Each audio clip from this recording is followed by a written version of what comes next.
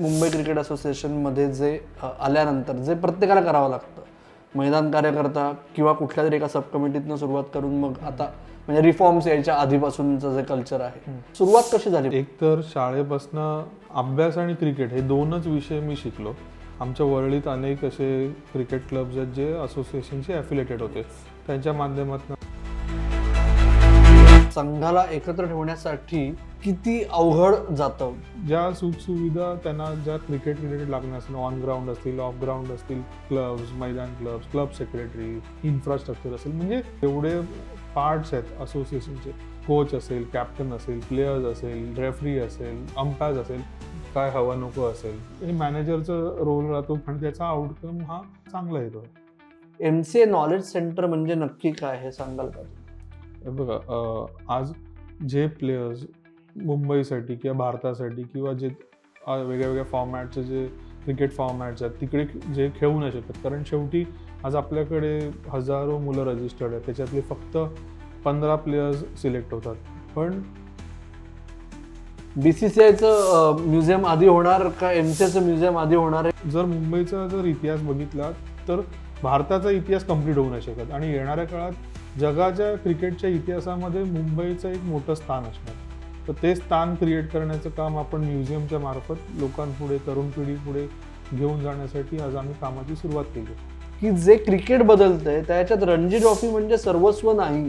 आमच्यासाठी रणजी ट्रॉफी हा आमचा वर्ल्ड कपच आहे आणि त्याच्यावर डिबेट, चर्चा, टीका हे झालीच पाहिजे. कारण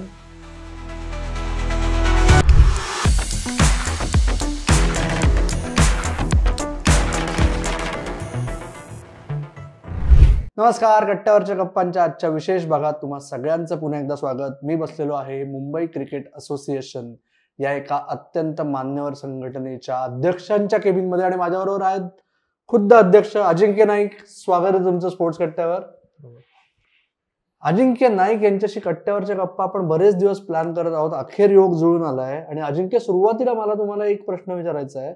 गेली 3 दशकं तरी मुंबई क्रिकेट संघटनेचा अध्यक्ष हा सक्रिय राजकारणी असतो, मान्यवर नेता असतो राज्यातला किंवा राष्ट्रीय. अजिंक्य नाईक मुंबई क्रिकेट असोसिएशनचे यंगेस्ट प्रेसिडेंट झालेले असताना ते सक्रिय राजकारणी आत्ता तरी नाहीयेत. ते कसे काय इथपर्यंत पोहोचले? क्रिकेट हा एकच शब्द आहे ज्याच्यामुळे मी आजपर्यंत मुंबई क्रिकेट असोसिएशनच्या अध्यक्षपदावर मी पोचलोय आणि क्रिकेटसाठी काम करत आजपर्यंत जी काय मला पदं मिळाली, एक सामान्य कार्यकर्ता म्हणून मला क्रिकेटने जे दिलंय त्याचाच हा एक आउटकम आहे आणि मी आज सुद्धा क्रिकेटसाठीच काम करतोय. अजिंक्य, क्रिकेटसाठी काम करणे याच्यात म्हणजे हे एक, आता तुझी बॅकग्राऊंड, तू स्वतः व्यावसायिक आहेस, क्रिकेट खेळलास शाळेत असताना. त्याच्यानंतर जेव्हा आज क्रिकेट संघटनांमध्ये स्टेट असोसिएशन असो, BCCI असो, भारतीय क्रिकेटमध्ये सगळेजण मानद ऑफिस बेरर्स असतात किंवा कमिटी मेंबर्स असतात, ऑनररी काम करता तुम्ही. हा वेळ द्यावा हे टू बिगिन विथ का वाटतं? एक तर शाळेपासनं अभ्यास आणि क्रिकेट हे दोनच विषय मी शिकलो. म्हणजे आम्ही किंग जॉर्जमध्ये होतो, ISVN सुळेमध्ये. आम्हाला शाळेत सुद्धा कन्सेशन होतं की तुम्ही 2 पिरियड 3 पिरियड आधी निघू शकतात. त्याच्यामुळे शाळा चालू व्हायच्या आधी क्रिकेट, शाळेत अभ्यास नंतर परत क्रिकेट, म्हणजे जे पूर्ण दिवसाचा जो दिनक्रम होता तो हा पूर्ण अभ्यास आणि क्रिकेटवरच पूर्ण दिवस जायचा. मे महिन्याची सुट्टी आली, दिवाळीची सुट्टी आली, त्याच्यात पण क्रिकेटच. बॉक्स क्रिकेट असो, टेनिस क्रिकेट असो किंवा सकाळ संध्याकाळ आम्ही गोपाळ कोळी सरांकडे कोचिंगला जायचो. म्हणजे क्रिकेट हा जो शब्द, खेळ हा माझ्या आयुष्यात लहानपणीपासून आहे आणि आज सुद्धा मी माझ्या दिवस म्हणजे जो दिनक्रम आहे त्याच्यामध्ये फॅमिली, बिझनेस आणि क्रिकेट ऍड जे झालंय ते फॅमिली, कारण तेव्हा लग्न झालं नव्हतं, आता लग्न झालंय. तेव्हा मुलं नव्हती, आता मुलं झाली आहेत. म्हणून अभ्यासाला जर रिप्लेस कोणी केलं असेल तर व्यवसायाने केलं. फॅमिली हा विषय ऍड झाला आणि क्रिकेट हे म्हणजे जेव्हापासनं खेळायला, धावायला शिकलो तेव्हापासून क्रिकेट हे कॉमन आहे. तू म्हणलास VN सुळेमध्ये खेळायचास, तर व्ही एन सुळेची परंपरा मोठी आहे, गोपाळ गोळे सरांमुळेच तयार झालेली विशेषतः. तर त्याचा जेव्हा तू ऍडमिनिस्ट्रेशन मध्ये आलास, आपण परत त्याच्यावर येऊ, सुरुवात कशी झाली त्याच्याकडे. तर ते जे तू खेळलास मैदानावर शाळेत असताना विशेषतः, नंतर थोडा ब्रेक झाला ना तुझा? हा, म्हणजे 10वी नंतर हा. एवढं नाही. सो सुरुवातीच्या काळात जे मैदानावर खेळलास त्याचा दुसऱ्या भूमिकेमध्ये कितपत फायदा होतो? बघा, शेवटी माझा जो म्हणजे म्हणतात ना, एक USP राहिलाय किंवा बॅकबोन राहिलाय आजपर्यंत, हे ऍडमिनिस्ट्रेशन राहिलंय. किंवा कुठल्याही कामामध्ये किंवा बिझनेसमध्ये काम करताना चांगलं कसं आउटकम येईल त्याच्यासाठी प्लॅनिंग असेल, मायक्रो लेवल प्लॅनिंग आपण कशी करू शकतो, ह्याच्यावर माझा जास्त करून भर राहिलाय. आणि त्याचाच हा कुठेतरी ॲज अ ॲडमिनिस्ट्रेटर मला जे आतापर्यंत शिकत आलो आणि अजूनही शिकतोय, त्याच्यात कुठेतरी फायदा होतो मला. ओके. आणि परत आपण तो मगाशी मी जो मुद्दा मांडला, माझं जसं काम संपतं तसं मी असोसिएशनच्या ऑफिसमध्ये येतो आणि आठवड्यातले 3-4 दिवस येतो मी. ओके. आणि हे सुरुवातीच्या काळात जेव्हा तू किती कमिटी मेंबर 2013-14? नाही, 2019 ला अपेक्स काउन्सिल. त्याच्या आधी मार्केटिंग कमिटी मार्केटिंग. हो, राईट. सो ती जी एक step by step Mumbai cricket association मध्ये जे आल्यानंतर जे प्रत्येकाला करावं लागतं, मैदान कार्यकर्ता किंवा कुठल्या तरी एका सब कमिटीतनं सुरुवात करून मग आता म्हणजे रिफॉर्म्स यायच्या आधीपासूनचं जे कल्चर आहे, तर ते पहिल्यांदा सुरुवात कशी झाली? म्हणजे मध्ये जो काही वर्ष ब्रेक झाला होता, त्यानंतर पुन्हा असोसिएशन मध्ये शिरकाव काय पंकज ठाकूर सरांमुळे ते परत सुरुवात झाली का कशी झाली? माझे सासरे इकडे मॅनेजिंग कमिटी मेंबर, उपाध्यक्ष, त्यांच्यामुळे मी पण येणं झालं. प्लस आमच्या वरळीत अनेक असे क्रिकेट क्लब्स आहेत जे असोसिएशनशी ॲफिलिएटेड होते, त्यांच्या माध्यमातून पण मी इकडे अरविंद कदम असतील किंवा वरळी स्पोर्ट्स क्लबच्या आमची मंडळी असतील, हे सगळ्यांमुळे परत मी ॲक्टिव्ह झालो. आणि वरळी जर तुम्ही बघितलं तर टेनिस क्रिकेट, बॉक्स क्रिकेट किंवा लेदर बॉल क्रिकेट याच्यासाठी एक सेंटर किंवा हब मानलं जातं. वर्षानुवर्ष तुम्ही जर मॅक्झिमम मुंबईचे प्लेयर्स बघा किंवा जे मॅक्झिमम क्रिकेटर्स खेळले, कुठेतरी वरळी, प्रभादेवी, दादर, शिवाजी पार्क ह्या एरियामधूनच जे प्लेयर्स घडले. येस. ओके. आणि मग मुंबई क्रिकेट असोसिएशन मध्ये एकीकडे तू मॅनेजिंग कमिटी मेंबर झालास, पण त्याच वर्षी तो अख्खा सीझन मुंबई रणजी संघाचा मॅनेजर म्हणून भूमिका पार पाडलीस. तो तुझ्या पुढचा जे आता तू गेली 2.5 वर्ष आधी सचिव, आता अध्यक्ष या भूमिकांमध्ये काम करताय, तो ब्रिज तयार झाला का रे? कारण काय, नाहीतर खेळाडूंपर्यंत पोहोचणं किंवा खेळाडूंना तुमच्यापर्यंत पोहोचणं ते नॅचरली झालं असं वाटतंय तेव्हा? कारण मॅक्झिमम जे प्लेयर्स होते ते हॅरिस गाईल्स आम्ही एकत्र खेळलो होतो. किंवा माझं सगळ्या प्लेयर्सशी तसं रिलेशन शाळेपासून सगळ्यांशी चांगलं होतं आणि आम्ही भेटत राहिलो वेगळ्या वेगळ्या कार्यक्रमानिमित्त, कधी वाढदिवसाला, कोणाच्या लग्नाला. तर माझं भेटणं तर लोकांबरोबर होतंच. या सगळ्या जे माझ्याबरोबर क्रिकेट खेळलं त्यांच्याबरोबर होतं. कारण शाळेत ॲज सच ग्रुप जर म्हटलं, फ्रेंड सर्कल हे सगळे क्रिकेटर्सच होते. कारण 6वी ते 10वी पूर्ण वेळ आम्ही क्रिकेटर्स एकत्रच असायचो, म्हणजे शाळेत असो किंवा शाळेनंतर असो. आणि गोपाळ सरांचं एक खासियत काय होती की ते एक बॉन्डिंग क्रिएट करायचे प्लेयर्समध्ये. त्याचा कुठेतरी आमचं बॉन्डिंग आफ्टर 10th सुद्धा राहिलं, शाळेत नंतर कॉलेजमध्ये पण राहिलं. कॉलेजला मी रुपारेलला होतो, कारण मॅक्झिमम प्लेयर्स हे रुपारेल, रुईया, पोद्दार याच कॉलेजमध्ये त्यांचं म्हणजे क्रिकेट ते कंटिन्यू करत असत. तर आणि रिलेशन ठेवणं मला चांगलं वाटलं, कारण काय आमचा जो दिवस होता हा अभ्यास आणि क्रिकेटमध्येच जायचा, त्याच्यामुळे एक रिलेशन सगळ्यांशी बिल्ड झालं. नंतर मी मॅनेजर झालो तेव्हा मला नेमकं जाणायचं होतं, कारण प्रोफेसर रत्नाकर शेट्टी सर असतील किंवा श्रीकांत तिगडी असेल, असे अनेक लोकांशी मी चर्चा करायचो. ते सुद्धा ह्या प्रोसेसमधनं ऑफिस बेरर किंवा ॲडमिनिस्ट्रेटर झाले होते. त्यांच्याकडनं छोट्या छोट्या गोष्टी मला कळायच्या की एका प्लेयरचं काय रिक्वायरमेंट असतात, ॲज अ असोसिएशन आपण त्यांना काय बॅक केलं पाहिजे, आपण कसं त्यांच्याकडे बघितलं पाहिजे, त्यांच्यासाठी आपण काय जे चांगलं करू शकतो असोसिएशन म्हणून, तर कसा विचार केला पाहिजे. आणि म्हणून मी विचार केला की एक आपला वेळ काढून कुठेतरी मॅनेजर हा रोल आपण केला पाहिजे. तेव्हा जे आमचे जेवढे apex council member, office bearer, त्यांनी सुद्धा मला सपोर्ट केलं की नाही तू हे कर. आणि एक पूर्ण सीझन मुश्ताक अली असेल, विजय हजारे असेल आणि रणजी ट्रॉफी हे मी त्या वर्षी मॅनेजर म्हणून रोल कम्प्लीट केला होता. मॅनेजरला नक्की काय करावं लागतं हे साधारण क्रिकेट फॅन्सना माहिती नसतं. नक्की काय करतो एका स्टेट टीमचा मॅनेजर? बघा, प्लेयर्सना काय हवं नको असेल क्रिकेटिंग रिलेटेड, त्यांना काय तुम्ही एक असोसिएशनला रिप्रेझेंट करतात. कोच असेल, कॅप्टन असेल, प्लेयर्स असेल, रेफरी असेल, अंपायर्स असेल, एक कुठेतरी म्हणजे मीडिएशनचा रोल प्ले करायचा असतो. त्याच्यामध्ये ज्या सुखसुविधा त्यांना ज्या क्रिकेट रिलेटेड लागणार असतील, ऑन ग्राउंड असतील, ऑफ ग्राउंड असतील, ड्रेसिंग रूममध्ये कोण इंजुरी झालं, तर ही कुठेतरी धावपळ करायला आणि त्यांना तुम्ही कशी चांगली सर्व्हिस देऊ शकतात ॲज अ असोसिएशनकडनं जे आपण प्रोव्हाइड करतो ते कसं फॅसिलिटेट करू शकतो त्या प्लेयर्ससाठी. नियमांना फॉलो करून जे काही BCCIचे गाईडलाईन्स असतील, अँटी करप्शनच्या गाईडलाईन्स असतील, त्या गाईडलाईन्स तुम्ही कशा फॉलो करतात, प्लेयर कुठल्या आपल्या अडचणीत आला नाही पाहिजे, त्यांनी कुठेतरी रूल ब्रेक केले नाही पाहिजे, जो आपला दिनक्रम आहे जो कोचनी आखला असतो तो कसा फॉलो केला पाहिजे, डिसिप्लिन झालं, प्रोसेस झालं, आपली MCAची हिस्ट्री काय, आपलं क्रिकेट कसं ग्रो झालं, की जे काही इनपुट टीमला आपण देऊ शकतो, प्लेयर्सना सांगू शकतो. हे मॅनेजरचं रोल राहतो की एक तुम्ही बेसिकली ॲग्रिगेटर सारखं काम करतात, सगळ्यांना एका पेजवर ठेवण्याचं काम करतात.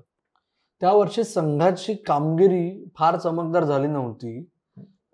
ज्या वर्षी तुम्ही मॅनेजर होता 2018-19 तो अख्खा हंगाम. मग अशा वेळेस संघाला एकत्र ठेवण्यासाठी किती अवघड जातं? कारण काय, see you are a part of core group of support staff. मग त्या ह्याच्यात ते जास्त चॅलेंजिंग होतं ते वर्ष त्या दृष्टीने? नाही, आपण जे कोचचं जी काही लाईन असते, कारण तेव्हा माझ्यामध्ये MCA मध्ये पण कोचचं पण एक ट्रान्झिशन पिरियड होता. विनायक सामंत कोच होता, अप्स अँड डाऊन्स होते त्याच्या, आणि माझं पण फर्स्ट टाइम होतं. तर जे बेसिक जे फॉलो करायचे, जे अपेक्स काउन्सिल, ऑफिस बेअरर्स किंवा जे आपले सिनियर्स गाईड करतात त्या रीतीने आम्ही वर्क करत गेलो. कारण त्या वर्षी मला काही अनुभव ॲज सच काही नव्हता, तर मी पण सुद्धा त्याच्यातनं काहीतरी शिकत होतो. नेहमी आपण काहीतरी शिकत असतो, त्याच्यात हा एक पार्ट होता आणि त्या वर्षी सुद्धा खूप काही शिकता आलं.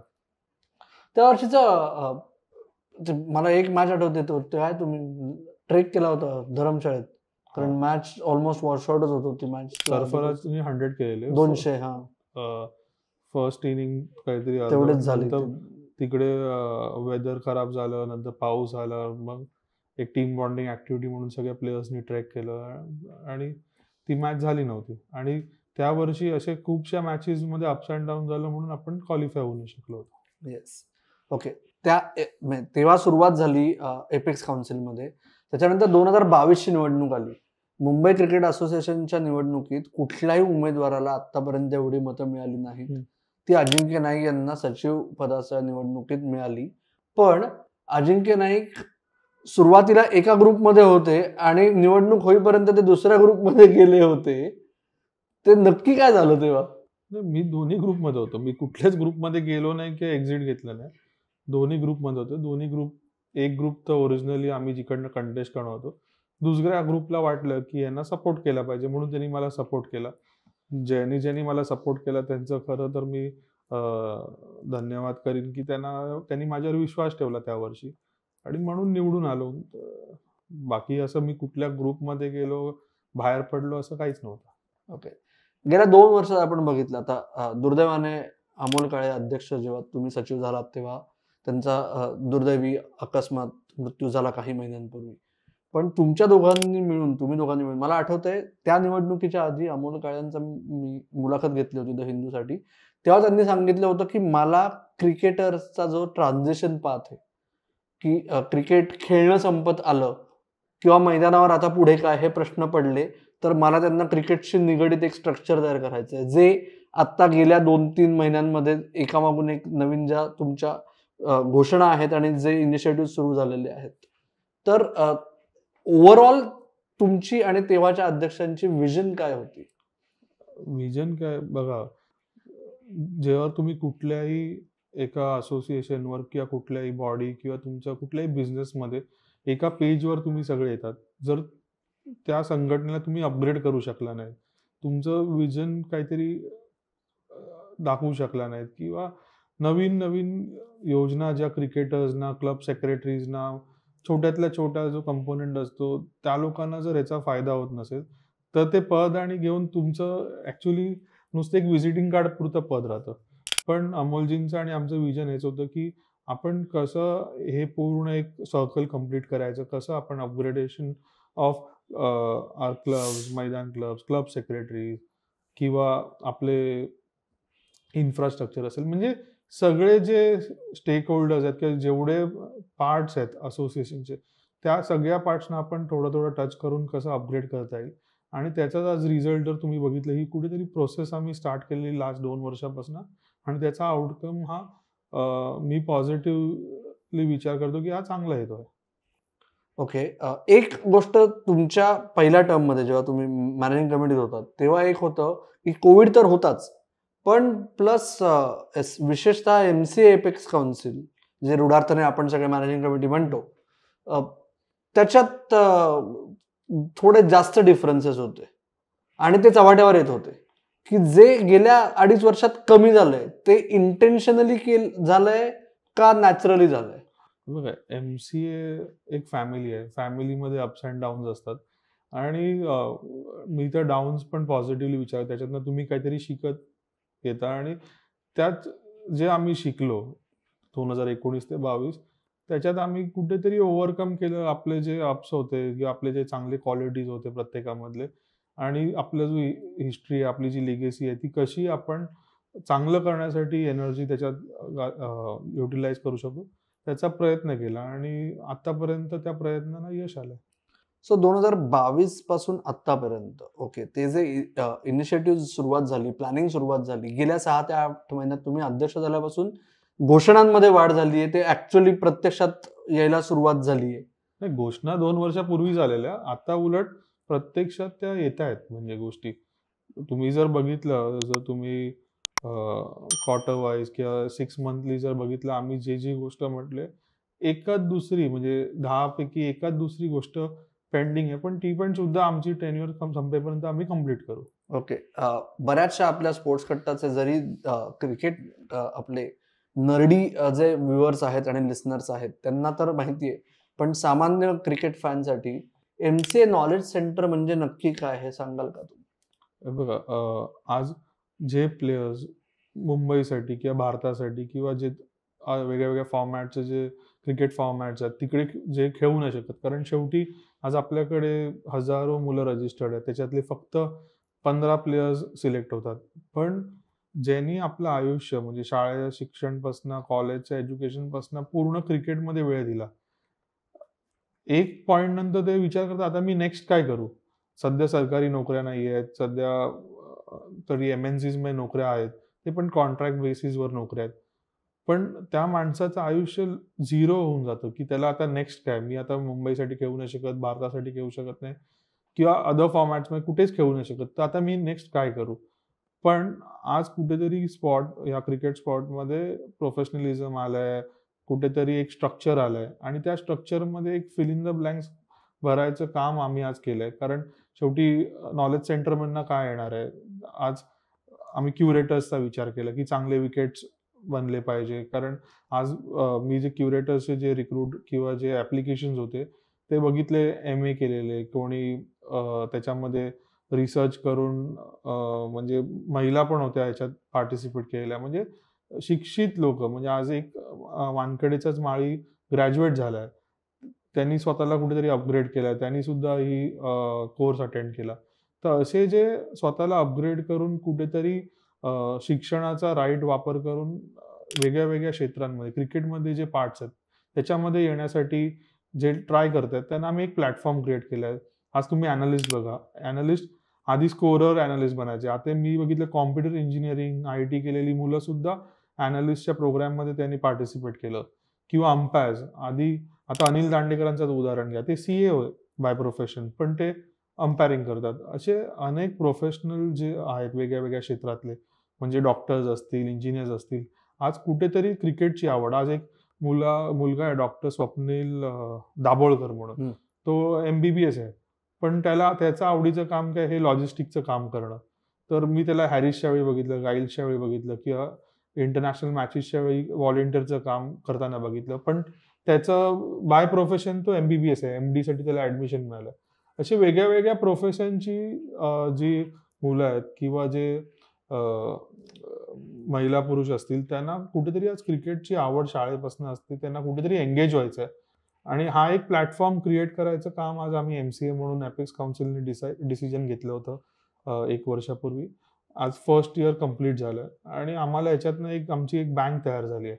आज आमच्याकडे स्कोररची एक बँक आहे, अंपायरची एक बँक आहे, अॅनालिस्ट म्हणजे जेवढे जे गोष्टी लागतात, फिजिओथेरपिस्ट असतील, मॅस्युअर, आधी मॅस्युअर 1 काय 2 असायचे, आज 25-25, 30-30 मॅस्युअर आपल्याला ऍट अ टाइम मेन वुमेनसाठी अवेलेबल आहेत. तर माझ्यामध्ये म्हणजे क्रिकेटर्सना आफ्टर क्रिकेट काय, तर हे एक उत्तर आम्ही तयार केलंय. त्यांनी त्यांचं आता डिसिजन त्यांनी घेतलं पाहिजे. राईट. आणि एक नॉलेज सेंटर हा तुमचा फेवरेट प्रोजेक्ट होता. त्याच्याशिवाय अखेर म्हणजे गेली कित्येक वर्ष या बिल्डिंगमध्ये जिथे आपण बसलोय तिथेच एक मजला वर BCCIचं ऑफिस आहे, एक मजला खाली सुद्धा BCCIचं ऑफिस आहे. BCCIचं म्युझियम आधी होणार का MCAचं म्युझियम आधी होणार आहे गेली 20 वर्ष मी मुंबईत काम करायला लागल्यापासून ऐकतोय. अखेर त्याला मूर्त स्वरूप द्यायला तुम्ही सुरुवात केली आहे. त्या म्युझियमचं वैशिष्ट्य काय असणार आहे? बघा, म्युझियम मी सुद्धा 2015 पासून इकडे ऍक्टिव्ह आहे. आपणही परदेशात फिरत असतो, वेगळे वेगळे म्युझियम्स बघत असतो. म्हणजे स्पोर्टिंग म्युझियम्स नाही, पण कधी निओ मॉडर्न म्युझियम्स बघतो, कधी आपण हिस्टॉरिकल म्युझियम्स बघतो. पण एखाद्या शहराचा इतिहास असतो, हा म्युझियमच्या मार्फतच तरुण पिढीकडे घेऊन जातो आपण. आणि आजपर्यंतचा इतिहास तोच राहिलाय. तर माननीय पवार साहेबांची पण इच्छा होती, जेव्हा जेव्हा आम्ही त्यांना भेटलो 2019 पासून आता, म्हणजे आफ्टर कोविड स्पेशली, त्यांचा एक जो आवडीचा विषय किंवा आम्हाला जो प्रश्न असायचा हा म्युझियम असायचा.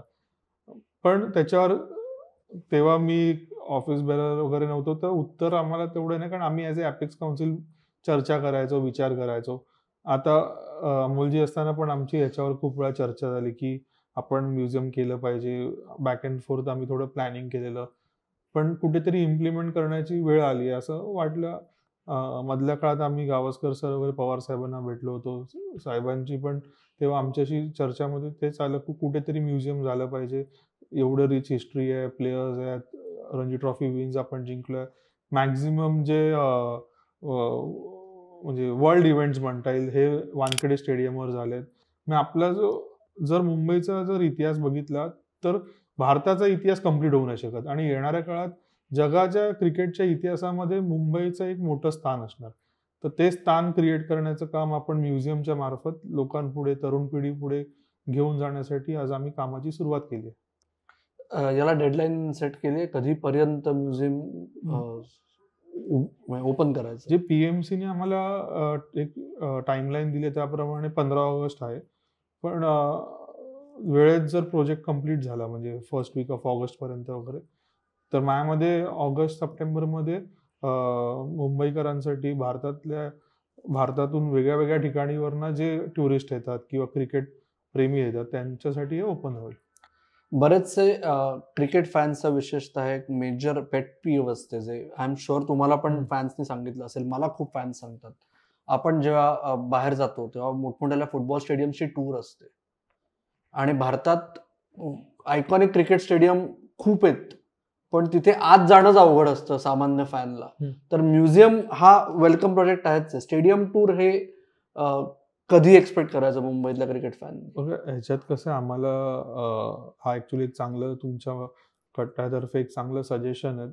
पण ह्याच्यात सगळ्या गोष्टी आम्हाला लक्ष घेऊन करायला लागणार. म्हणजे लॉ अँड ऑर्डर इश्यू, कारण इकडे कसं आहे, हे हार्ट ऑफ द सिटीमध्ये आहोत. पोलीसची आपल्याला कन्सर्न आहे की हे कसं प्रोजेक्ट आपण रन करू शकतो. महाराष्ट्र टुरिझम असेल, म्हणजे स्टेट डिपार्टमेंट असतील, या सगळ्यांशी चर्चा करून पॉझिटिव्ह नोटवर आपण हे चालू करण्याच्या हिशोबाने, कारण एक ॲग्रीमेंट सुद्धा MTDC बरोबर विजय पाटील सर असताना त्यांनी साईन केली होती. पण आपल्याला मेजरली पोलीस यांना कॉन्फिडन्समध्ये घेऊन लॉ अँड ऑर्डरचं सिच्युएशन अंडरस्टँड करून, कारण हे शहर आहे, शहरामध्ये कारण तिकडे तशी as far as basic security आहे आमच्याकडे. कारण एकदा तुमचं स्टेडियम टूर स्टार्ट झालं तर आपल्याला सिक्युरिटी पण लॅप्स नको व्हायला, वेगळ्या वेगळ्या गोष्टी कन्सिडर करायला लागतील. सध्या तरी फोकस आपलं म्युझियमवर आहे आणि सेकंड फेजमध्ये जी काही नवीन कमिटी येईल ती 100% ह्याच्यावर विचार करून काम करेल. ओके. एक आता जी कुजबूज चालू असते ना, आय एम शुअर माझ्यापर्यंत आली आहे, तुमच्यापर्यंत नक्कीच आली आहे, की तुमची जी कमिटी आहे, ओके, ती इव्हेंट मॅनेजमेंटवर फोकस करते. याच्याबद्दल तुमचा पर्स्पेक्टिव्ह काय? म्हणजे काम करत असू तर ते लोकांपर्यंत छाती वडून सांगण्यात गैर काही आहे असं का तुम्हाला म्हणजे तुमच्यापर्यंत पोहोचलं असेल की दर महिन्याला काहीतरी इव्हेंट, रोज नवनवीन घोषणा, किंवा ओल्ड टायमर्सना कदाचित पटत नाहीये की ते सोशल मीडियावर जे लोकांपर्यंत डायरेक्टली पोहोचलं जात आहे त्याच्याबद्दल तुमचं काय मत आहे? बघा, क्लब सेक्रेटरीजना जर ही काही जे कुजबूज करणारी लोक इव्हेंट मॅनेजमेंट म्हणून असतील तर तो त्यांचा लुकआउट आहे. पण आज सुद्धा जी काम करणारी लोक आहेत हे आपले क्लब सेक्रेटरीज आहेत, त्याच्यात सिनियर आहेत, तरुण पिढी पण याच्यात इन्व्हॉल्ड होते. तर त्यांना घेऊनच आम्ही हे सगळे कार्यक्रम, सगळ्यांना इन्व्हॉल्व करून आम्ही हे कार्यक्रम करत असतो आणि त्याचाच आउटकम हा कुठेतरी बघा नवीन युगाप्रमाणे आपण जगता आलं पाहिजे. आधी तुम्ही क्रिकेट, जर प्रत्येक डिकेडमध्ये क्रिकेटमध्ये चेंज आहे. पहिले ॲप नव्हते, आता ॲप्स आले. पहिले AI नव्हतं, आता AI आलं. आता बॅट्समन कुठे स्कोअर करतो, कुठे बॉलिंग करतो, कुठे विकेट काढतो, हे टेक्नॉलॉजी ड्रिव्हन हा गेम आहे. तर तुम्ही काळाप्रमाणे स्वतःला अपग्रेड केलं पाहिजे. त्याचाच एक आउटकम म्हणून पहिलं सोशल मीडिया नव्हतं, सोशल मीडियाचं इम्पॉर्टन्स नव्हतं. जर ICC सोशल मीडिया प्लॅटफॉर्म्स किंवा यूट्यूब चॅनल, की आज तुम्ही सुद्धा बघा, पहिलं तुम्ही पेपरमध्ये लिहायचे, आज तुम्ही इंटरव्ह्यू कुठे करतायत? तुमच्या कट्ट्यावर करतायत, ते तुम्ही युट्यूबवर नेणार आहेत. आज हे युग आहे टेक्नॉलॉजीचं आहे, हे युग आहे सोशल मीडियाचं आहे आणि काळाप्रमाणे आपल्याला चाललं पाहिजे. कारण येणारी पिढी आहे ही टेक्नॉलॉजी ड्रिव्हन असणार आणि त्या पिढीला जसं फिजिकल गोष्टी आहेत, जसे न्यूजपेपर्स असतात, तसे न्यूज चॅनल आहेत, तसं टेक्नॉलॉजीचा वापर सुद्धा नवीन पिढी करते. आज मॅक्झिमम लोक मी बघितलं त्यांच्या टॅब्सवर किंवा फोन्सवरच न्यूजपेपर वाचतात किंवा छोट्या छोट्या रील्समध्ये. आज मॅक्झिमम मी बघितलं टीव्ही चॅनल सुद्धा इन्स्टा स्टोरीच्या मार्फत लोकांपर्यंत बातम्या घेऊन जातात. तर काळाप्रमाणे चाललं पाहिजे. असे खूपसे सिनियर आहेत ते काळाप्रमाणे चालतात आणि त्यांच्या सगळ्यांच्या ब्लेसिंगमुळे आज आम्हाला हे चांगलं आउटकम मिळत आहे. मुंबई क्रिकेट असोसिएशनने 6 वर्षानंतर अखेर घोषणा केलेली आहे, मुंबई T20 लीग IPL संपल्यानंतर 2 दिवसात सुरू होणार आहे. तर आपण बोललो होतो श्रेयस अय्यर मुश्ताक अली जिंकून आल्यानंतर, तेव्हा तुम्ही प्रॉमिस केलं होतं ते अखेर येणार आहे. तर हा कॉन्फिडन्स तुम्ही मुंबई क्रिकेटला, म्हणजे क्रिकेटर्सना विशेषतः, की ही सातत्याने सुरू राहील? कारण काय तो एक आधीचा प्रॉब्लेम होता किंवा बऱ्याच स्टेट लीगचा प्रॉब्लेम आहे की ते एका वर्षाचा प्लॅन करून चालतात आणि लॉंग टर्म विचार करत नाहीत सगळ्या स्टेक होल्डर्सचा, टीम ओनर्स पासून खेळाडूंपर्यंत. आता बेसिकली पहिला तर थॉट आमच्या क्लब जे क्रिकेटर्स आहेत किंवा जे क्लब सेक्रेटरी मेहनत करतात क्रिकेटर्स घडवण्यामध्ये, मैदान क्रिकेटर्स असतील, त्यांना कुठेतरी एक उच्च दर्जाचा प्लॅटफॉर्म क्रिएट केला पाहिजे. कारण मुंबईसाठी जर कुठली लीग तयार झाली तर ती मुंबई प्रीमियर लीग होऊ शकते, T20 मुंबई लीग, आपण जे काय बोलू. कारण प्लेयर्सना एक प्लॅटफॉर्म मिळेल. तर तो क्रिएट करताना आमचा विचार आला की आता जे जुनं आहे हे लोढा रिफॉर्मच्या आधी चालू झालेलं आणि लोढा रिफॉर्म नंतर काही अटी शर्ती किंवा जे काही रूल्स अँड रेग्युलेशन्स क्रिएट झाले त्या तऱ्हेने आपण एक टुर्नामेंट लीग रन केली पाहिजे. तर आम्ही जे लिगल एक्सपर्ट्स असतील किंवा जे टीम ओनर्स आधीचे होते त्यांच्याकडून लिगल असे कॉमन आमची जी गव्हर्निंग काउन्सिल आहे त्याच्यात चेअरमॅन वियांग सरनाईक आहे, सेक्रेटरी अभय हडप आहे, ट्रेझरर अरमान मलिक आहे. ह्या लोकांनी बॅक टू बॅक मीटिंग्स घेऊन त्याच्यावर एक कन्क्लुजन काढलंय. ते लवकरच आम्ही सगळ्यांसमोर घेऊन जाऊ की ही लीग कशी होईल. आणि आपण आधी स्वतः करायचो नाही, हे आउटसोर्स होती. लोडाच्या हिशोबाने जी IPL ज्या फॉर्मॅटमध्ये रन होतं, BCCI रन करतं, त्या सेम फॉर्मॅटमध्ये जिकडे कशी गव्हर्निंग काउन्सिल आहे, सेम गव्हर्निंग काउन्सिल आमच्याकडे एक बेसिकली एक ज्युनियर रेप्लिका असेल आणि तो आम्ही MCA म्हणून प्रयत्न राहू की आमच्या प्लेयर्सना कुठेतरी एक पाठबळ मिळेल, कुठेतरी एक सपोर्ट मिळेल. कारण तुम्ही बघा शिवम दुबे, सूर्यकुमार यादव ह्यांचा जो परफॉर्मन्स दिसून आला होता या T20 लीग मधनं आलेला, जसं ते फर्स्ट क्लासमध्ये चांगलं परफॉर्म करतच होते पण हे कुठेतरी त्यांना पुश देण्यासाठी हेल्प झाला होता त्यांचा परफॉर्मन्स. आणि as a association, as a MCA किंवा as a apex council members आम्ही सगळे पॉझिटिव्ह नोटवर कसं करता येईल ह्याच्यावर आम्ही काम करतोय. ओके. एक महत्वाचा मुद्दा की जो सौरव गांगुली BCCI अध्यक्ष झाले त्याच सुमारास जेव्हा विजय पाटील MCAचे अध्यक्ष झाले तेव्हा दोन्हीकडे घोषणा झाली होती की player contract, state player contract. तर मी खूप स्टेट असोसिएशन ऑफिशियलशी बोलतो आणि सगळेजण त्याच्यात याच्यामुळे होऊ शकत नाही, याच्यामुळे होऊ शकत नाही, याच्यामुळे होऊ शकत नाही. त्याच्यावर जो MCAने तोडगा काढलाय की प्लेअर कॉन्ट्रॅक्ट देऊ शकत नाही, पण मुंबई क्रिकेट असोसिएशन जेवढी मॅच फी रणजी ट्रॉफी मेनला आता सुरुवात केली आहे, बरोबर, की जेवढे BCCI कडून मॅच फीज मिळते दर दिवसाची तेवढीच मॅच फीज MCA देतं. ही सुरुवात चांगली आहे. हे एक्सपॅन्ड प्रॅक्टिकली सगळ्या कॅटेगरीजना मेन आणि विमेन मध्ये करणं शक्य आहे MCA ला. बघा, कुठलंही डिसिजन हे फेज वाईज तुम्ही कॅरी फॉरवर्ड केलं तर बेटर असतं, कारण त्याचे प्रोज अँड कॉन्स असतात. हे जे पहिलं आम्ही डिसिजन घेतलं ते सक्सेसफुली आजपर्यंत आम्ही इम्प्लिमेंट केलंय. त्याचा सेकंड फेज असेल, जर आमच्या टेन्युअरमध्ये करता आलं तर आम्ही इम्प्लिमेंट करू. त्याच्यासाठी जे आमचे कन्सल्टंट्स आहेत किंवा आमचे ट्रेजरर असतील किंवा जी अपेक्स काउन्सिल आहे याच्यावर चर्चा करेल, कारण आत्ताच सीझन संपलाय कुठेतरी. तर काय बेटर करू शकतो ते 100% आम्ही डिसिजन घेऊ बेटर करण्यासाठी. पण जर नाही होत असेल तर ते का नाही होऊ शकत ह्याच्यावर पण आम्ही चर्चा करू, एक्सपर्टचं ओपिनियन घेऊ. आणि आजपर्यंत मुंबई क्रिकेट असोसिएशननी पॉझिटिव्हलीच डिसिजन घेतल्यात. त्याचाच हा आउटकम आपले क्लब्स असतील, क्लब सेक्रेटरी असतील, क्रिकेटर्स असतील, हे आज कुठेतरी सिक्युअर्ड फील करतात आणि अजून काय बेटर करता येईल म्हणजे तुम्ही सुद्धा सजेस्ट करू शकतात, की कारण आमचे पॉझिटिव्ह सजेशन्सला दारं ओपन असतात, आम्ही अप्रोचेबल राहतो. की पण निगेटिव्ह जे गोष्टी असतात त्याच्यामध्ये लक्ष न देता तुम्ही चांगले सजेशन्स असतील तर नक्कीच याच्यावर विचार करू आम्ही. आत्ता तुमच्या कार्यकाळात आत्ता आपण गप्पा मारतोय, 6 महिन्यांचा अवधी आहे जवळजवळ आणि एक सीझन आत्ताच संपलाय तुम्ही म्हणताय तसं. तर येणाऱ्या काळात तुमची ऑब्जेक्टिव्ह काय असतील जेणेकरून ही जी घडी आहे ते पुढच्या वर्षीसाठी तरी सुरळीत राहील?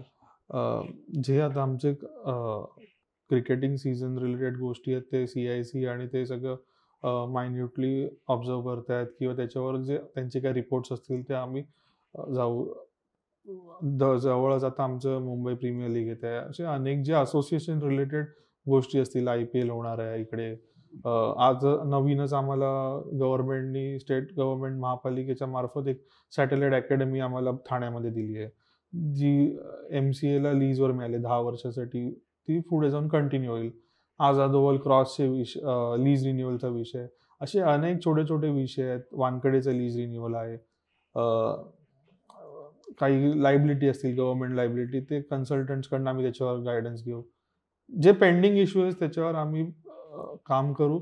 आणि नंतर पावसाळा चालू होतो तेव्हा तर तुम्ही ॲज सच क्रिकेट नाही आहे, पण जे आमच्या पेंडिंग इश्यूजवर 100% आम्ही काम करू आणि जी नवीन कमिटी येईल त्यांना एक चांगलं प्लॅटफॉर्म क्रिएट करू, सो दॅट ते ह्या गोष्टी अपग्रेड करतील.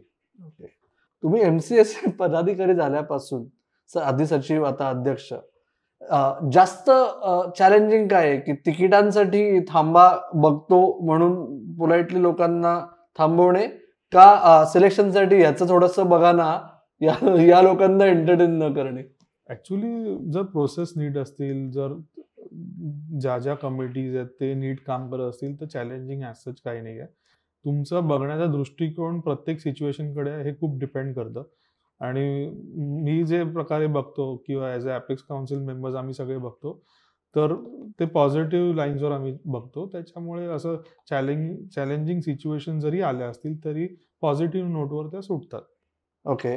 आणि आपण या गेल्या वर्षभरात आता ऑब्व्हियसली रिव्ह्यू होईल, सीझन जस्ट संपतोय, पण जो सीझन विशेषतः रणजी ट्रॉफी जिंकली नाही की मुंबई क्रिकेटमध्ये अजूनही छोटंसं तरी वादळ उठतं की ह्याला काय अर्थ आहे.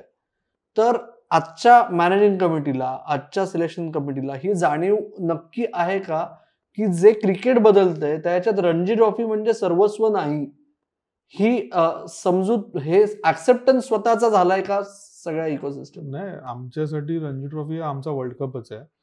तो आम्हाला पाहिजेच. 2003-2024 मध्ये आम्ही BCCIच्या 6 फायनल्स पैकी 4 जिंकलो.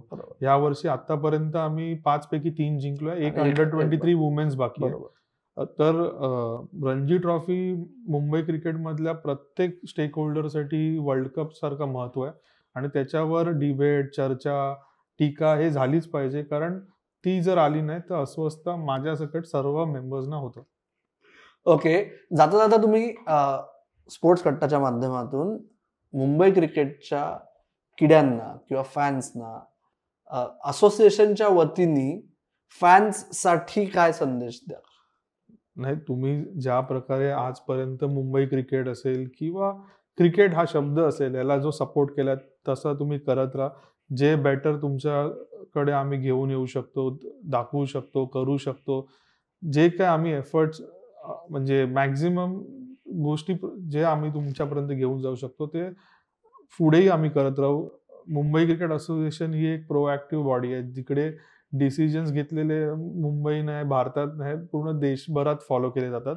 त्याच्यासाठी तुमचं सगळ्यांचं इन्व्हॉल्वमेंट, तुमचं सगळ्यांचं प्रेझेन्स हा खूप महत्त्वाचा आहे आणि असंच तुम्ही मुंबई क्रिकेट आणि क्रिकेटसाठी सपोर्ट कायम ठेवा. अजिंक्य नाईक, तुम्ही स्पोर्ट्स कट्टावर आलात, आम्हाला वेळ दिलात, त्याबद्दल सगळ्यांच्या वतीने खूप खूप धन्यवाद.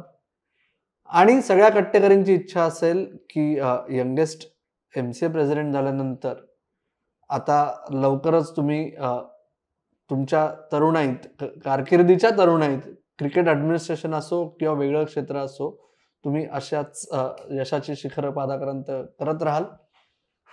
तर मित्र हो, तुम्हाला MCA साठी काही सूचना असतील, काही तुमचा फीडबॅक असेल, तर जसं आता अध्यक्षांनी सांगितलंय तसं वेळ दवडू नका. कन्स्ट्रक्टिव्ह सूचना असतील फॅन्सच्या दृष्टीने, त्या लगेच कमेंट बॉक्समध्ये लिहा. आपल्या बाकीचे एपिसोड्सही बघा, मुंबई क्रिकेटमधल्या आणि महाराष्ट्र क्रिकेटमधल्या दिग्गजांशी मारलेल्या गप्पा बघा. लाईक, शेअर, सबस्क्राईब सगळं करा. तुर्तास अजिंक्य नाईक आणि अमोल कराडकर तुमची रजा घेत आहेत. तुम्ही मात्र ऐकत राहा, बघत राहा आणि आमची वाट पाहत राहा. धन्यवाद.